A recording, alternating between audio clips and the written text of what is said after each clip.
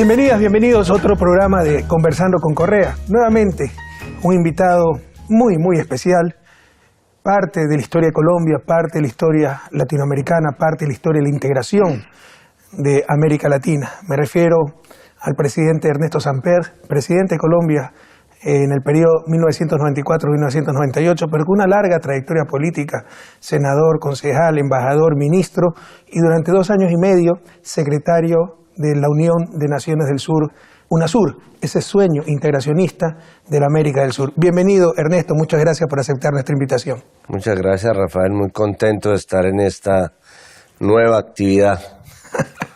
Bueno, nadie puede adivinar el futuro, y los que han intentado frecuentemente se han equivocado, pero ¿cómo será el mundo del futuro? Un mundo de bloques, un mundo de pequeños países. Hemos visto los intentos independentistas aquí en Europa, Cataluña, norte de Italia, la propia Flandes, en Bélgica. Sin embargo, la América Latina tiene todo, sobre todo esa América hispanohablante, con la misma historia, la misma cultura, el mismo pasado, la misma visión. Tiene todo para formar un gran bloque y tener mayor presencia mundial. Eso fue lo que intentó parcialmente UNASUR con la América del Sur, pero tenemos también intentos de integración de toda América Latina, por ejemplo, con la Comunidad de Estados Latinoamericanos del Caribe, CELAC. ¿Cómo sentiste tú esa integración? ¿En qué situación la dejaste? ¿Cómo ves el futuro? Es una sensación agridulce, Rafael, porque de una parte es claro que el sistema multilateral que se inventó el mundo después de la Segunda Guerra Mundial, no está funcionando. O sea, el multilateralismo como forma de convivencia no está funcionando. Entonces lo que uno esperaría es que el mundo evolucione nuevamente hacia un regionalismo sano. Pero ahí se encuentran obstáculos, por ejemplo, como lo que está pasando en Cataluña, que ese intento caricaturesco de independencia de Cataluña le hace mucho daño al fortalecimiento de un concepto sano de lo que deben ser regiones y bloques de regiones. Y ahí es donde yo creo que en el caso de América Latina nosotros tenemos, como bien decías, una ventaja infinita sobre otras regiones. Tenemos ante todo una fuerte identidad, una ciudadanía en el concepto de pertenencia con todos los países de América Latina y los países del sur, por supuesto. Hablamos una misma lenguaje, tenemos una misma identidad, compartimos una misma historia, es lo que se llama la casa grande, no es nuestro gran inmueble que nos regalaste de UNASUR en la mitad del mundo, sino es un concepto de cómo podemos unirnos nosotros y cómo tenemos un concepto de nación. Aquí en Europa 34 naciones que están tratando de hacer integración. Nosotros somos una sola nación, por eso es un poco agridulce que no hayamos sido capaces en estos momentos, que es cuando más se requeriría una voz que hable a nombre de la región, que plantee temas frente a lo que le está pasando, digamos, en los Estados Unidos, con una agenda absolutamente agresiva contra América Latina, que nosotros tengamos prácticamente inmovilizados los escenarios regionales de integración. Y fraccionado, ¿no? Recuerda que, bueno, este fue el sueño de nuestros libertadores, empezando por Simón Bolívar, y América Latina, lo que conocemos como América Latina, se inició con unidades políticas de mayor tamaño, la República Centroamericana, la propia Gran Colombia, pero luego ambiciones, intereses, fraccionaron todas esas unidades políticas.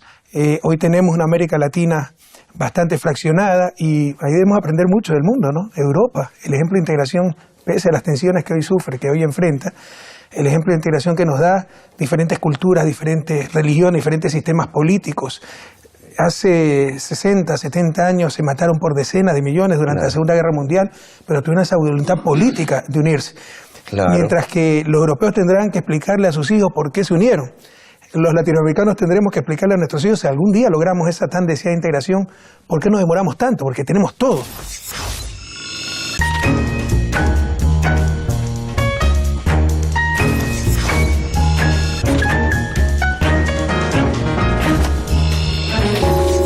que América Latina es una zona de paz en el mundo, es un oasis de paz. Y a pesar de eso, nos falta la vocación de unión. Y yo no creo, si vamos a llegar allá, que esto sea un problema de diferencias ideológicas. Esta no es la primera vez que la región tiene una marcada signo ideológico hacia un lado, como lo tuvo cuando yo era secretario hacia otro lado, y hemos logrado convivir con diferencias ideológicas. Aquí hay un problema mucho más de fondo, Rafael, y es que hay unas amenazas a la gobernabilidad que trascienden las simples disputas ideológicas. Yo creo que aquí hay unos poderes fácticos que, en ausencia de unos partidos que realmente representen alternativas dentro de nuestros países, están dando golpes de Estado que no son golpes de Estado militares, son desestabilizaciones de los gobiernos o de los proyectos políticos por cuenta de unos actores políticos que no representan, no ejercen con responsabilidad política acciones que de suyo son políticas. Pero es claro que esos actores adscriben a ideologías de cierto signo. Claro, lo dice un protagonista, ¿no? Claro, terminan favoreciendo sin que se hagan a nombre de una ideología, que es lo peligroso. Mira, yo fui parte de la fundación de UNASUR, formé parte de la fundación de CELAC, y te puedo decir que independientemente de la ideología había consenso en ciertos aspectos mínimos comunes, por ejemplo, respeto a la democracia, respeto a esa integración. Hoy ya no existen esos límites. Realmente, para tratar de impedir un cambio en nuestra América, pues no se respeta la misma democracia, y no solo que no se respeta la integración, sino que hay un deliberado intento de destruir esa integración como UNASUR, que le llamamos la integración integral, ¿no? Un poco redundante, pero para entender que se trataba no solamente de hacer un mercado, sino de políticas comunes, política de defensa, política de seguridad social, política tributaria, etcétera. Hay claros intentos, no solo de tener aquello, sino de destruirlo.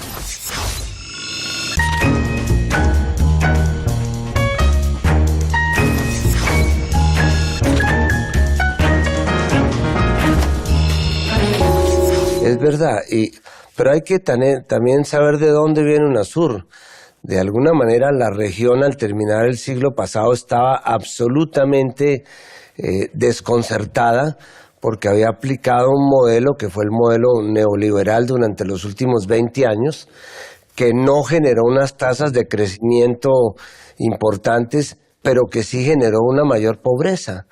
Y lo que hicieron los países reunidos en UNASUR, repito, sin distingos ideológicos entonces, fue entender que si no se hacía una inversión en legitimidad, es decir, si no se hacían los esfuerzos consistentes por luchar contra la pobreza y por tratar de reducir la desigualdad, esa falta de legitimidad iba a terminar comprometiendo los sistemas democráticos, que es lo que de alguna manera puede suceder, porque después de 10 años de que estos gobiernos hubieran logrado sacar 100 millones de personas entre el 2000 y el 2014 de la pobreza, hoy día uno de los grandes desafíos que tiene la región es que podríamos involucionar y esas personas que lograron salir, devolverse a la condición de pobres, que obviamente es mucho más duro, que no es tan duro para una persona que no reciba algo que nunca ha recibido, a que le quiten algo que por primera vez tiene. Y ya las cifras de la CEPAL muestran que en estos últimos 4 años hay por lo menos 10 millones de latinoamericanos que han vuelto a su condición de pobres. Eso se podría conjurar con un buen proyecto de integración, pero ahí es donde hay miedo a la integración, porque nosotros o miramos hacia arriba o miramos hacia el lado. Sí, y no solo se trata de tener más presencia en el mundo, sino optimizar recursos al interior de la región. Hablábamos contigo, por ejemplo, ¿no?, para enfrentar desastres. No es que cada país puede tener un avión cisterna, por poner un ejemplo muy concreto, para apagar incendios forestales, eso es extremadamente caro. Pero la región como región sí lo puede tener. Podemos tener una política común de defensa. En todo eso, hace algunos años se avanzó muchísimo. Lastimosamente, esos intentos de coordinación de políticas regionales se han detenido. Pero también se trata de claros objetivos económicos. Habría que preguntarse si economías pequeñas, con baja productividad, abiertas, como te lo decía en el mundo de hoy, pueden sobrevivir el vendaval de la globalización neoliberal, que te criminaliza la principal de las movilidades, la movilidad humana, pero te liberaliza cada vez más la movilidad de mercancías y la movilidad de capitales. Y los capitales como un vendaval que arrasan los países pequeños por donde pasan si es que ya dejan de ser de su interés. Entonces, todo eso con una mayor integración, incluso soñando una moneda común, ¿verdad? Como con bloques económicos, monetarios de mayor tamaño, pues estás más protegido hacia los capitales especulativos, hacia esta movilidad internacional de capitales. De acuerdo, pero acuérdate lo que pasó cuando yo fui como presidente al lanzamiento del gran Tratado de las Américas que hizo el presidente Clinton, que nos íbamos a volver el gran bloque americano de las Américas para enfrentar el bloque asiático y el bloque europeo. Usted vivió la era Clinton como presidente. Sí, a mí me tocó. Yo ni nací en esa época. Bueno, pero naciste en una época peor. Pero bueno, entonces todos vinimos con la ilusión de que por fin el sueño bolivariano se iba a dar. ¿Y qué pasó? Que a los 6 meses ya Estados Unidos tenía un tratado de libre comercio con Centroamérica y había roto la comunidad andina porque había hecho un tratado de libre comercio con Colombia y con Perú y había convencido a Chile, entonces se había dañado el ideal de Mercosur. Y ese tratado de libre comercio que ofrecía a los Estados Unidos era todo para los intereses de Estados Unidos, muy poco para nosotros. Era como el negocio que le proponía una gallina a un cerdo para poner un negocio de huevos fritos con tocino. Obviamente el cerdo no aceptó. Nosotros éramos los cerdos de ese negocio porque era deme las patentes, deme garantías de inversión, rebaje los aranceles, pero nada sobre inmigrantes. Nada sobre biodiversidad, nada sobre reducir asimetrías. Entonces, en este momento la región, cuando tiene una crisis tan profunda como la que tiene, en lugar de pensar a ver si van a aparecer otra vez los chinos, o si le vendemos a Estados Unidos, o si la Unión Europea se recupera, las posibilidades de desarrollo de la región están dentro de la región. Nosotros lo que necesitamos es agregarle valor a lo que tenemos, porque seguimos con un modelo extractivista de desarrollo y ese no nos lleva a ninguna parte. Precisamente por lo que tú dices, Ernesto, ¿no? La sociedad de la gallina con el cerdo, la gallina pone los huevos, el cerdo, el tocino, es decir, desaparece el cerdo. América Latina no ha negociado con América del Norte, ha recibido imposiciones, pero para poder negociar debemos estar unidos. Esa es otra razón más para la urgencia, no solo la necesidad, la urgencia de la integración.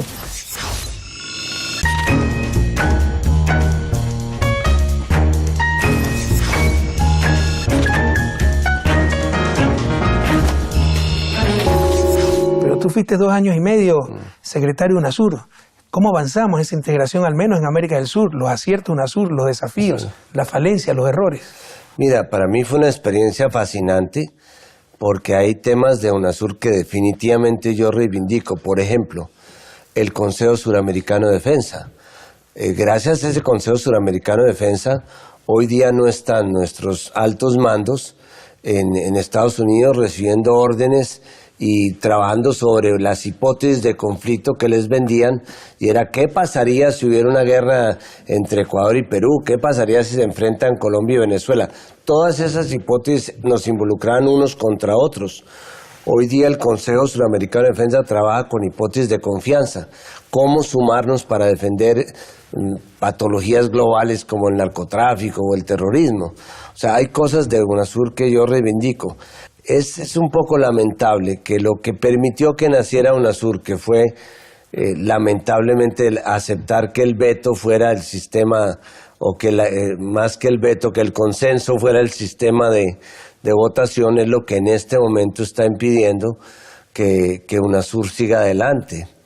Y es que no se ha podido encontrar la manera de llegar a un secretario. Te cuento una anécdota por haber sido parte de la historia y de esa historia, ¿no? Cuando fuimos a Brasilia, si la memoria no me falla, para firmar el inicio, la fundación de UNASUR, ahí leímos los presidentes, lo que habían preparado nuestros delegados, es decir, las cancillerías, los diplomáticos, y yo me di cuenta que eso no tenía mucha experiencia, llevaba 1 año de presidente, pero era suficiente para saber que eso no iba a funcionar precisamente por la regla de consenso, que la puedes ver desde el otro lado, la capacidad de veto. Basta un país que se oponga para frenar cualquier decisión, elección de secretario, cualquier decisión de UNASUR.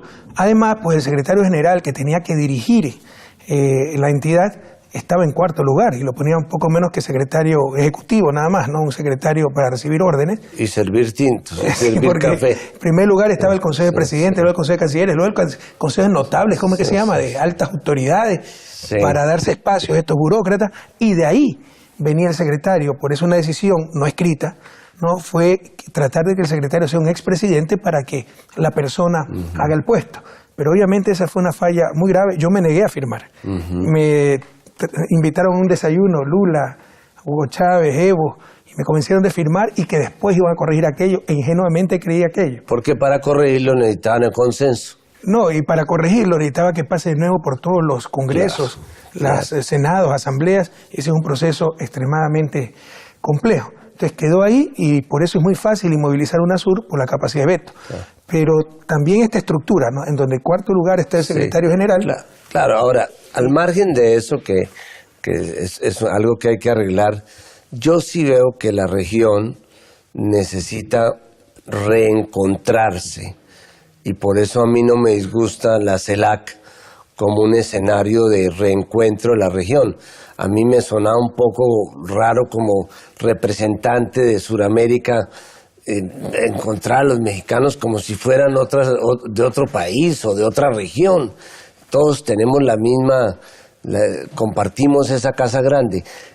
Habría que pensar en una, como muy bien lo definiste alguna vez, necesitamos una OEA sin los Estados Unidos, pero esta CELAC así con una presidencia que se va cambiando como cada año sin que tenga un seguimiento. Necesitamos una CELAC con una Secretaría Ejecutiva fuerte, que tenga la capacidad de representar y de hacerle el seguimiento a los temas que le interesan a la región. El diseño institucional era más o menos esto, la visión. UNASUR, una integración integral. No solo procesar ahí nuestras diferencias, que también para eso sirvió UNASUR, sino proyectos conjuntos de desarrollo, armonización de políticas, los consejos sectoriales, etcétera. Pero, por ejemplo, nunca logramos integrar en UNASUR otros procesos subregionales con otra visión, básicamente una visión de mercado, como Mercosur, o la misma Comunidad Andina de Naciones. Y CELAC era ese espacio más bien para discutir y procesar nuestras diferencias, sin tener que ir a Washington.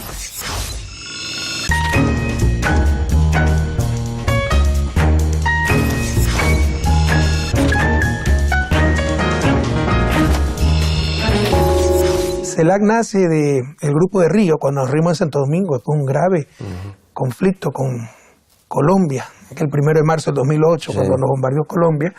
Entonces había la cumbre del Grupo de Río en Santo Domingo, se cambió la agenda, pasamos un día ahí los presidentes, pero logramos superar ese gravísimo problema. Habían tensiones extremas en la región entre Colombia, Ecuador, Venezuela, y se superó gran parte del problema. Ahí nació la idea de tener nuestra propia comunidad, nuestro propio espacio, para procesar nuestra diferencia y no tener que ir a Washington. Eso es ridículo. Claro. O sea, un problema Colombia, Ecuador y lo discutir a Washington. ¿Qué sentido tiene eso? De acuerdo. Pero fíjate que en la CELAC, cuando tuvo Ecuador la presidencia, prácticamente funcionaron todos los comités y las reuniones se hicieron en UNASUR. Y ahí nosotros participamos con las mismas inquietudes, las mismas problemáticas, el tema de la salud, el tema de la educación. Entonces creo que en la región hay que hacer un salto cualitativo hacia definir un mecanismo que permita una representación efectiva. Y repito, no tiene sentido ahora hay un grupo de Lima, se está armando un grupo de no sé dónde, se están haciendo grupos por intereses de afinidades. Eso era el papel que debía jugar UNASUR o Mercosur o los organismos de integración. Que hay tanto que hablar, pero ¿cuáles fueron los errores tal vez que cometimos? Ya nombramos algunos en la fundación de UNASUR, pero por ejemplo, no sé si el público conozca que UNASUR tiene 4 idiomas oficiales: español, portugués, inglés y neerlandés. Inglés por Guyana y neerlandés por Surinam. CELAC, en su interior, acoge países cuyo jefe de Estado todavía es la reina de Inglaterra. Entonces, ese puede ser un error. Y hay algunos reyesuelos en América también, pero bueno. Creer que la cercanía geográfica te da coincidencia de valores, principios, objetivos, visiones, etcétera. Y como decía mi madre, pues el que mucho abarca poco aprieta. Pero en todo caso, CELAC también es intento, insisto, de tener un espacio regional para procesar nuestras diferencias y que un problema entre Colombia y Ecuador no tengamos que irlo a discutir en Washington, en la OEA, a la cual Fidel Castro llamaba el Ministerio de las Colonias. Y como tú bien dices, financiado por Estados Unidos, y es clara la hegemonía de Estados Unidos y en general de América del Norte, Estados Unidos y Canadá. La idea es que tener un mundo de bloques, o al menos tener el bloque regional latinoamericano y caribeño, y como bloque encontrarnos en el seno de la OEA para discutir nuestras diferencias con el bloque norteamericano. Iríamos con un poco más de fortaleza o con menos debilidad. Fíjate que de alguna manera se está haciendo con la Unión Europea. CELAC ha tenido unos diálogos importantes con la Unión Europea que han servido para identificar comunes denominadores. Yo lo que pienso es que a nosotros nos quedó esto a mitad de camino porque no tuvimos el relacionamiento que a mi juicio era lógico para UNASUR, que es el relacionamiento sur-sur. Nuestros verdaderos aliados hacia el futuro pues es el sur asiático, el sur africano, el tema de los BRICS. La región en este momento vive una especie de orfandad por el tema de Brasil, lo digo con todo respeto. Cuando yo llegué a UNASUR, Brasil de alguna manera era una especie de transatlántico que se movía y ayudaba a mover y a conseguir los consensos. Hoy día eso no existe, no está ese actor importante que fue Brasil y que lo fue durante mi época. Que era Lula da Silva. Pero además era una puerta abierta al Asia, al África, y esto no es una cosa retórica de los no alineados ni nada de eso. Las cifras muestran claramente que los niveles de crecimiento del comercio y de las relaciones económicas entre los países del sur o el sur duplican las cifras de crecimiento con los bloques tradicionales. Entonces nosotros ahí tenemos una puerta que tenemos que cruzar y en la cual efectivamente Lula da Silva con mucha visión abrió las puertas para que UNASUR de alguna manera entrara al sur. Era una relación sur-sur. Teníamos cumbres con África, cumbres con el Medio Oriente, cumbres con China. Ahora se está criticando tanto la influencia, entre comillas, China en la región, cuando es el principal financista del mundo y financia al propio Estados Unidos.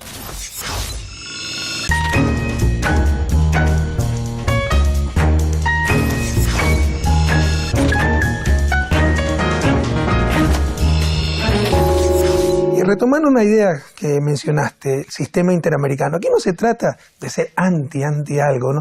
En lo personal yo quiero mucho a Estados Unidos, viví 4 años allá. Chauvinista. No estoy de acuerdo con la política exterior de Estados Unidos, pero la sencillez, la honestidad del pueblo norteamericano siempre me ha agradado mucho y le estoy muy agradecido a ese país porque en la época de Clinton no pude estudiar ahí y sacar 2 títulos universitarios. Pero es claro que no podemos seguir discutiendo nuestros problemas en Washington. Es claro que un sistema interamericano, la Comisión Interamericana de Derechos Humanos, no puede seguir con su sede en Washington, un país que no ha firmado ninguno de los tratados de derechos humanos de América, ninguno. El Tratado de San José. No, ni siquiera ha ratificado la Convención de San José, el principal instrumento de derechos humanos de la región y uno de los principales del mundo. Que está financiada esa comisión, en su mayor parte por Estados Unidos y por países europeos, extrarregionales. Estados Unidos, que no se somete a las decisiones del sistema interamericano, porque no ha ratificado el Pacto de San José, ¿no? Y Europa, que no es parte del sistema, es decir, pagan para controlar a los latinoamericanos. Claro. ¿Cómo podemos aceptar esas cosas? Entonces se necesita una reforma, un sistema interamericano, latinoamericano más que interamericano, nuestro. Porque además somos los países latinoamericanos los que hemos firmado todos los instrumentos. No, y mientras que la Comisión tiene un presupuesto de pulón, la Corte Interamericana, que se supone que toma las decisiones, tiene un presupuesto de Lázaro. Y no puede ocuparse sino de los casos que le mande la Comisión. Esto es absurdo. Y tiene que pasar por Washington. Sí. Y mira las contradicciones, ¿no? Defensores de derechos humanos, por ejemplo, las víctimas de la dictadura. Pero las dictaduras de los 70 evidentemente fueron apoyadas, impuestas por Estados Unidos, donde tiene la sede de la Comisión.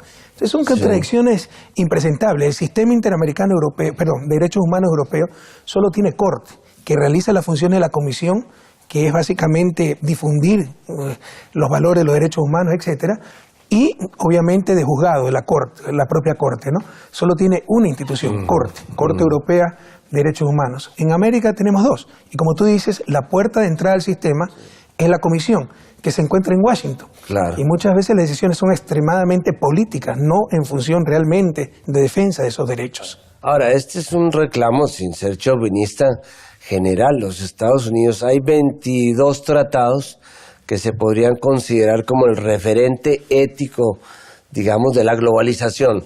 Los derechos de los niños, los derechos de las mujeres, los tratados de Ginebra sobre derecho internacional humanitario, la Corte de la Haya. De esos 22 tratados, Estados Unidos creo que ha firmado uno. Entonces, yo creo que ahí hay un reclamo. Ahora, ahorita estamos dándonos trumpadas en América Latina, ¿no? Porque realmente nunca habíamos tenido una agenda tan agresiva como la que tenemos hoy. Entonces, creo que este es un excelente momento para que aún los sectores de derecha que han visto cómo Trump les ha acabado pues de sus ideales de libre comercio y todo eso, nos pongamos de acuerdo en tener una agenda autónoma y una agenda que refleje realmente nuestros intereses. ¿Existe la voluntad para crear esa agenda en el momento actual en la región? Nosotros dos tenemos un buen amigo que a mí me encanta, que es Mujica. Nosotros tenemos dos papas en América Latina, Francisco y Mujica. Y tú dices que el Papa Francisco es doblemente infalible. Por papa, pero sobre todo por argentino. Ah, sí, claro. Has debido citar primero lo argentino. Sí. Pero Mujica dice algo que es muy cierto. Dice, a la primera crisis que tengan estos nuevos gobiernos, van a sacar nuestros programas y ahí volvemos nosotros. Bueno, Pepe todavía tiene ganas de volver. Otros no tenemos tantas ganas. Sí queremos que nuestra región siga prosperando y vemos que en muchas cosas no se está avanzando en el camino correcto. Por ejemplo, en la integración. Pero sí, para tener prosperidad, para tener menos inequidad, para tener más presencia en el mundo, requerimos una mayor integración. Países pequeños como Ecuador, como Bolivia, Haití, no tendrán voz en el mundo. No tendremos oportunidad de hacer respetar nuestros derechos si seguimos discutiendo nuestros problemas en Washington. Entonces necesitamos conformar esa integración regional y esos organismos eficientes como UNASUR, como CELAC, para proyectos conjuntos de desarrollo, armonización de políticas y procesar, por ejemplo, un espacio como CELAC, nuestras diferencias. ¿Quién mejor que tú para conocer lo que fuiste protagonista en la integración? Muchas gracias, Ernesto, por haber aceptado esta invitación. Mucha suerte y esperamos verte pronto y verlos a todos ustedes también muy pronto, queridos amigos. Gracias.